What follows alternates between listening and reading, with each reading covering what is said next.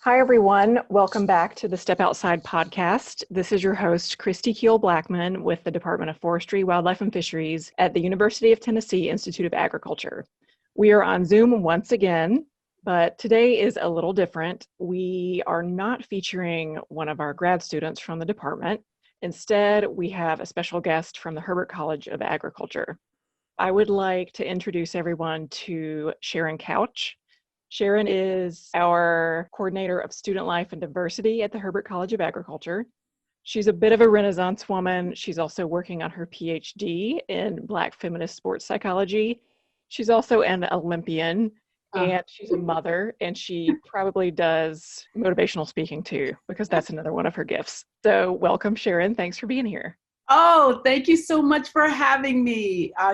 Most of my favorite people are in this department, so. Yes, we knew that, yes.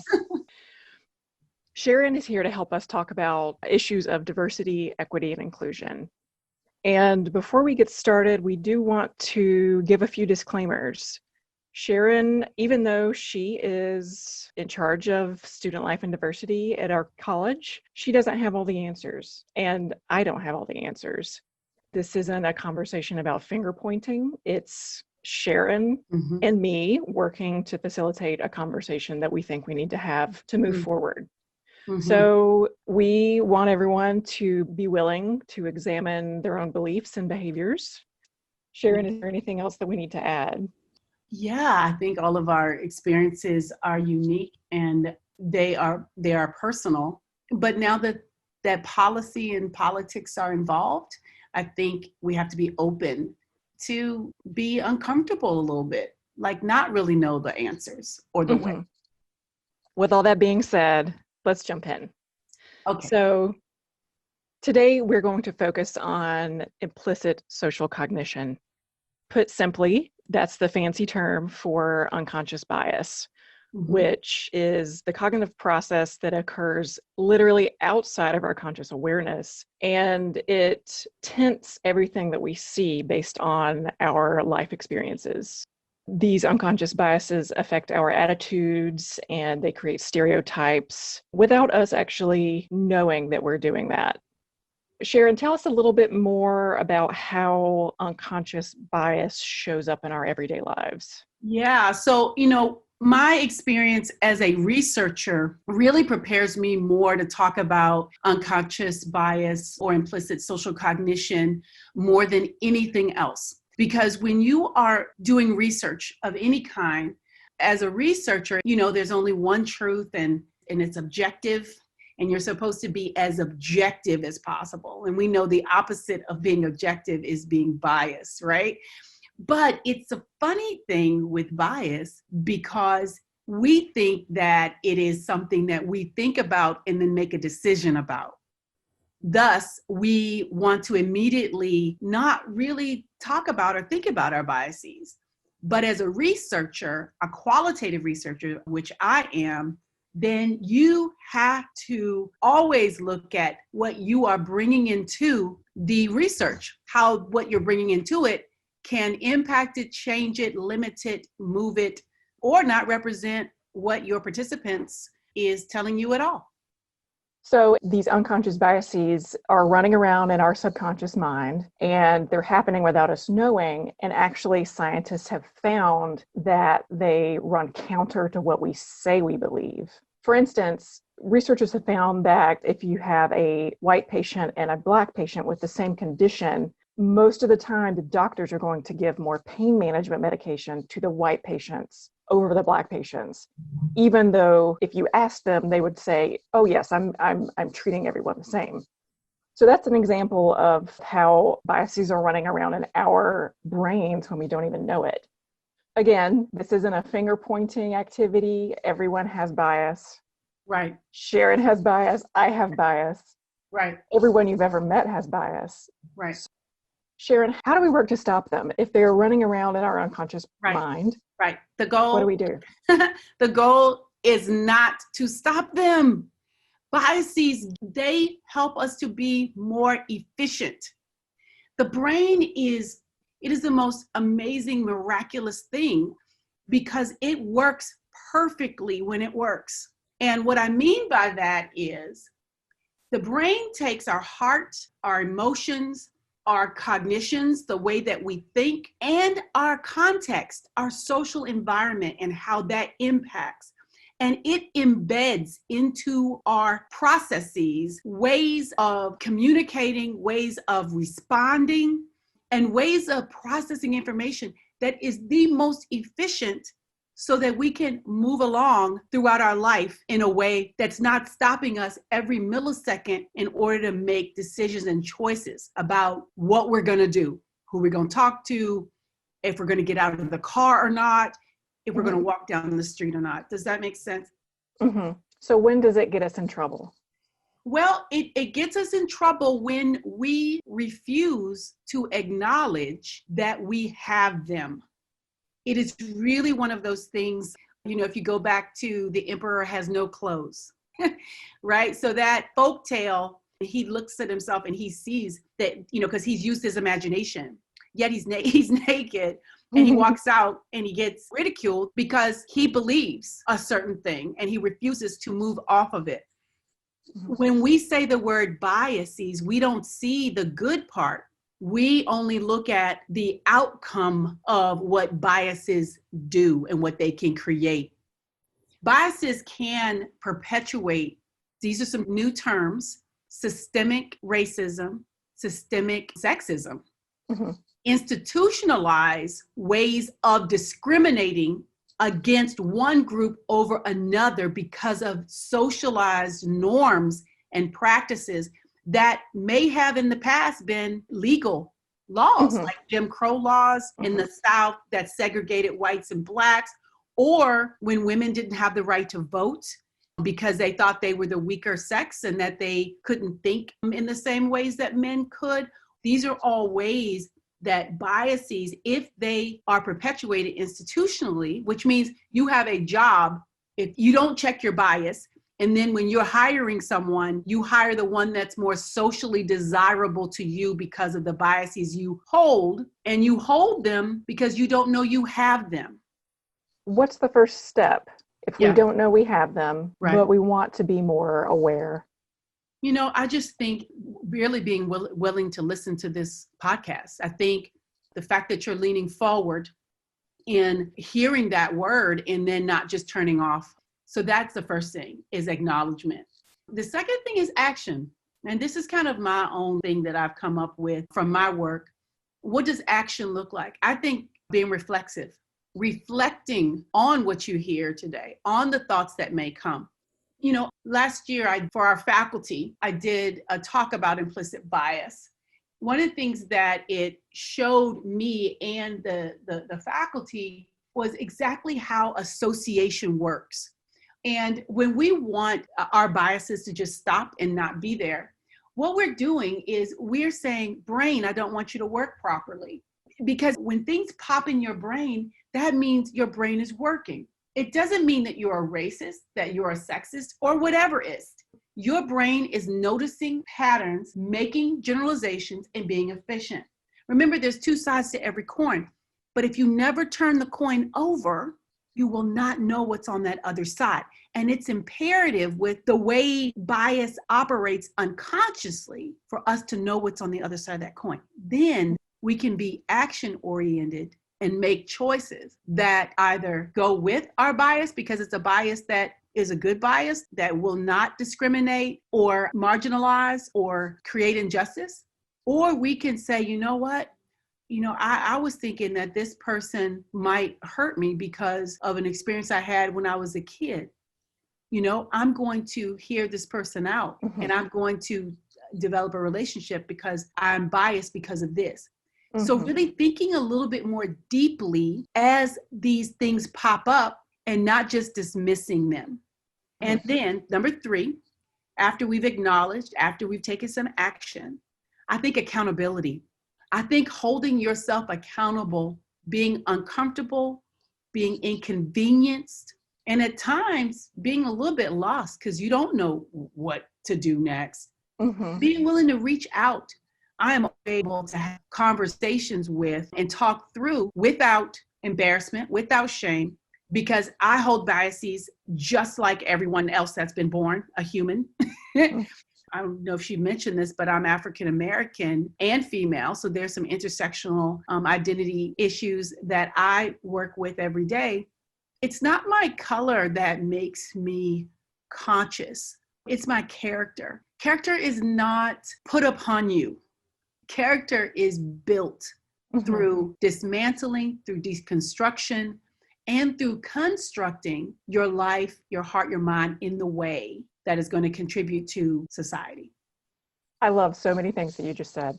Particularly, I love that you said it's okay to be lost.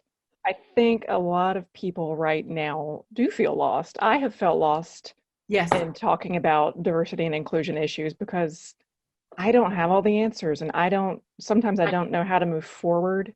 Right. But I do think it's important that we talk about it. Yes. We talk about that I don't know how to move forward and I'm seeking advice from you, Right. Yes. And understand that the foundation of biasy come from our social environment. Understand that the things that are being discriminated against, the reason why people are in the streets, the reason why people of all colors, kinds, and social classes are finally saying this is enough was because the foundation of how our country was founded with principles that privileged some and disadvantaged others. We don't have anything to do with that today.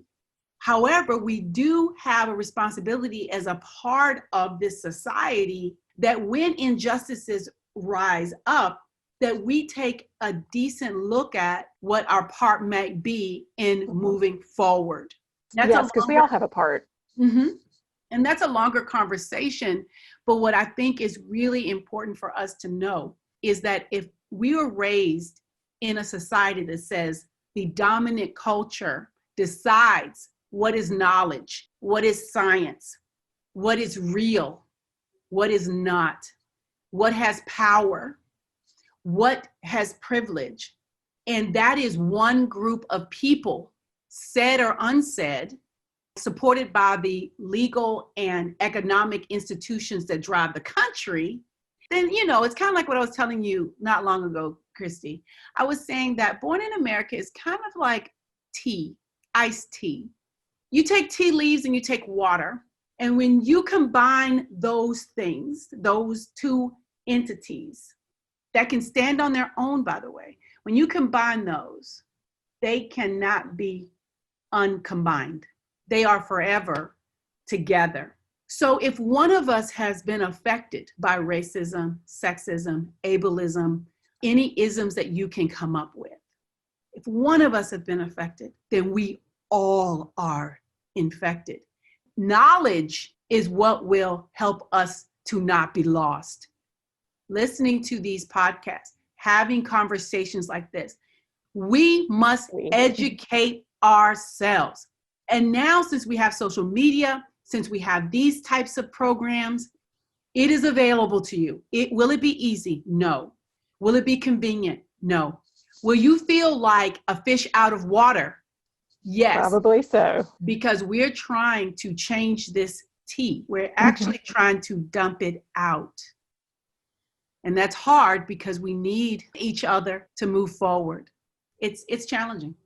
And I'm glad that you mentioned race relations is obviously a really big issue. It doesn't just stop there. We're also talking about abilities versus disabilities and sexual orientation, gender identity, even the neighborhood you grew up, religion, the state you grew up in. Yes. So this is a really broad category that we're trying to essentially boil down into one nugget for this podcast, which is really hard to do. But yeah, it's so broad, and there are so many ways that we can work to be more aware of how we react in all different situations. Right.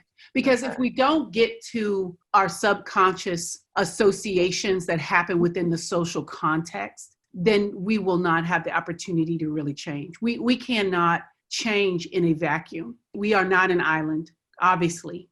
We are part of a big old melting pot, but that melting pot in terms of economic, social, and political power rests with one part of that pot, and we have to share.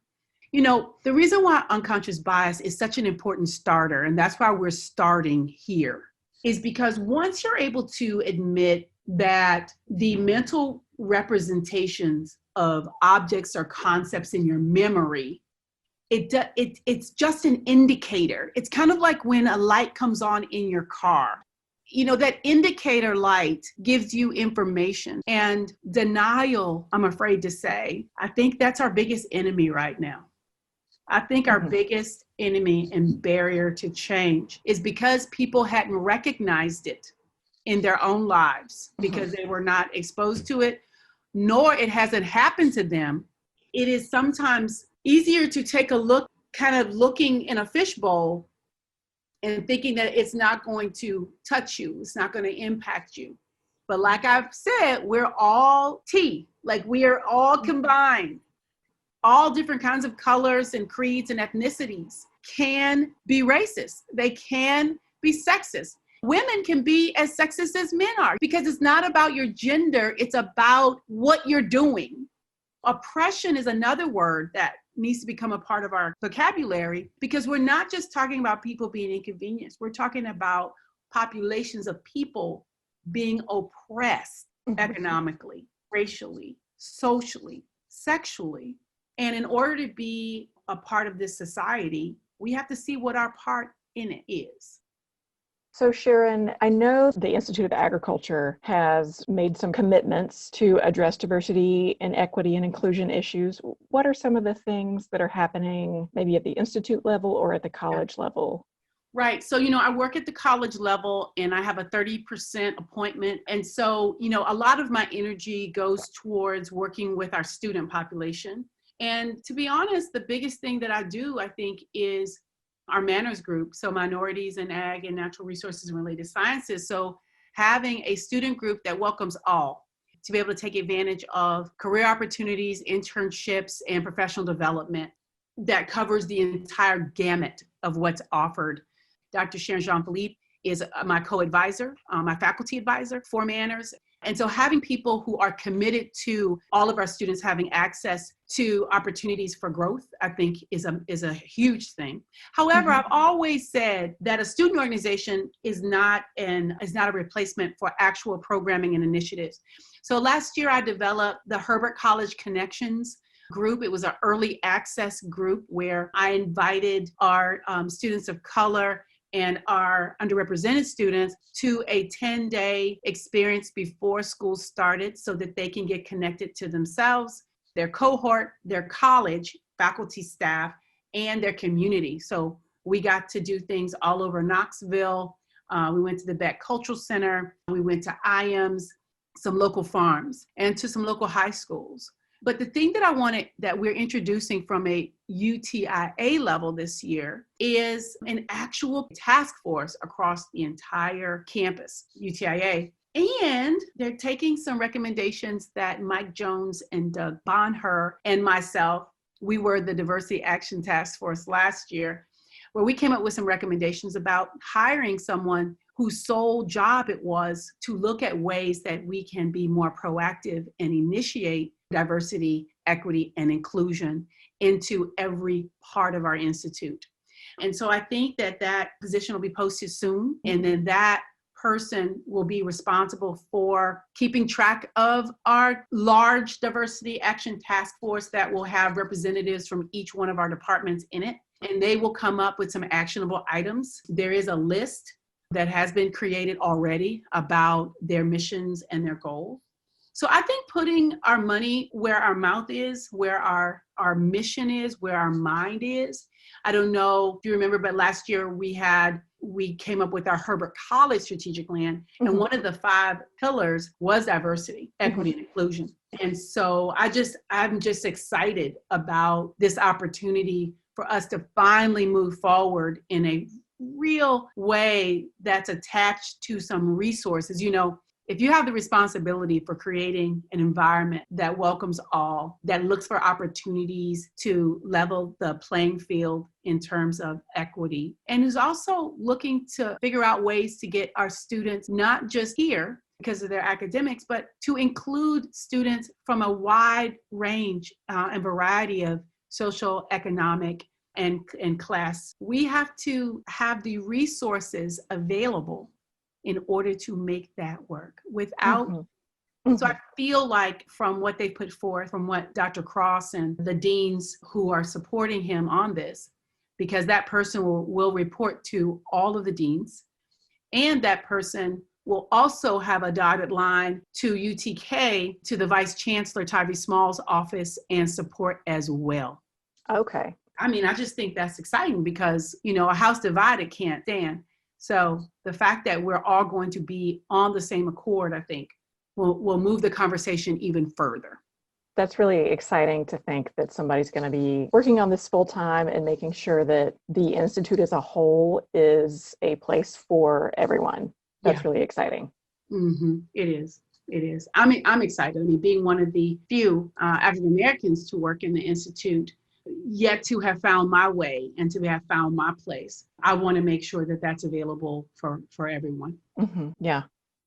Sharon, I'm going to ask you for your final thoughts in just a minute. I would like to leave everyone with my own final thought, which is one of my favorite quotes. And I think today we are learning how we could do better. Not that we're bad people, not that we are consciously trying to hurt people, but that we all carry around this unconscious bias. And so now we can learn to do better. So I'd like to leave everyone with a quote from Maya Angelou. Do the best you can until you know better. Then when you know better, do better. So I would like to challenge everyone to be uncomfortable with me, and I hope we can continue having these conversations.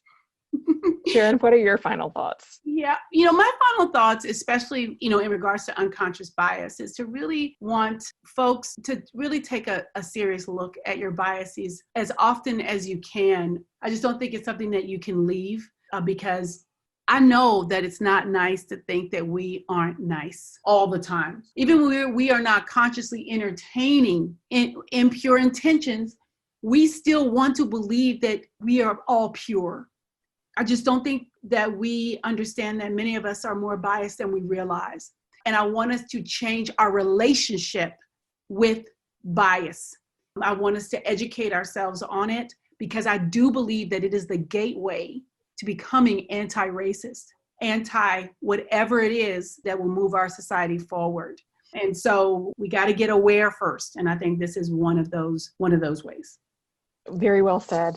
Everybody, thank you for sticking with us for this conversation. We hope you enjoyed it. We hope you learned something. I learned something every time I talk to Sharon, every time I, do research into this area. So thank you. Thank you, Sharon, for joining us and for sharing your wisdom. If you were curious about any of the topics we talked about today and would like to do further research on your own, we would recommend doing a search for an article on Scientific American, How to Think About Implicit Bias by Payne, Niemi, and Doris. You could also search for research by Greenwald, McGee, and Schwartz. And you can also just do a simple search on YouTube. There are many, many TED Talks that cover implicit bias if you're interested in a deeper dive. And we hope that you will join us next time when we speak to our grad students. We'll go back to our normal, regularly scheduled program next time. And hopefully we can have Sharon back again in the future. Thanks for joining us, and we'll see you next time.